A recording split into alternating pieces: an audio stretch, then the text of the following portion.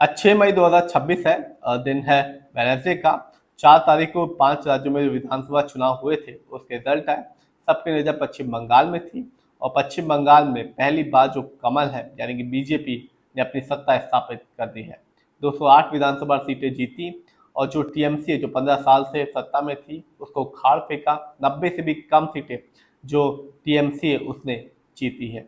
अब इस समय एक संकट पैदा हो गया है कि एक तो पश्चिम बंगाल की जो ममता बनर्जी सरकार है वो जा चुकी है, साथ ही साथ जो मुख्यमंत्री पूर्व मुख्यमंत्री ममता बनर्जी उन्होंने अपनी जो सीट है भवानीपुर वो भी हार चुकी है। वहां पर उनको हराया है बीजेपी के नेता शुभेंदु अधिकारी ने। 15,105 वोटों से शुभेंदु अधिकारी ने ममता बनर्जी को भवानीपुर सीट से हरा दिया है। अब जो ममता बनर्जी हैं उनके पास बहुत ही कम विकल्प बचे हुए हैं।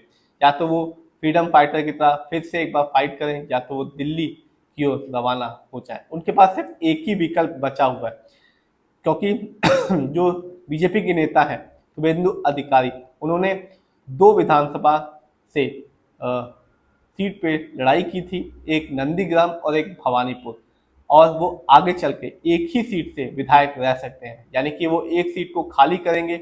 ऐसे ही जो हुमायूं कबीर है उन्होंने भी 2 विधानसभा सीटों से चुनाव लड़ा था और आगे चल के वो एक ही विधानसभा सीट से विधायक रह सकते हैं। तो यानी कि आगे चल के फिर से उपचुनाव होंगे 2 सीटों पे और इसी पर जो ममता बनर्जी हैं वो अपनी जो किस्मत है वो आजमा सकती हैं, क्योंकि इन 2 सीटों में से वो किसी एक सीट पे चुनाव लड़ सकती हैं और यदि वो जीतती हैं इन उपचुनाव में तो वो आगे चल के जो विधानसभा है वहां आ सकती हैं और टीएमसी की नेता प्रतिपक्ष बन सकती हैं। अब ये सब कुछ जो टीएमसी की जो सुप्रीमो है ममता बनर्जी उन पर निर्भर करता है कि वो चुनाव लड़ेंगी या वो दिल्ली का रास्ता चुनेंगी। इसके लिए सिर्फ और सिर्फ ममता बनर्जी को चुनाव लड़ना है और जीत हासिल करना है।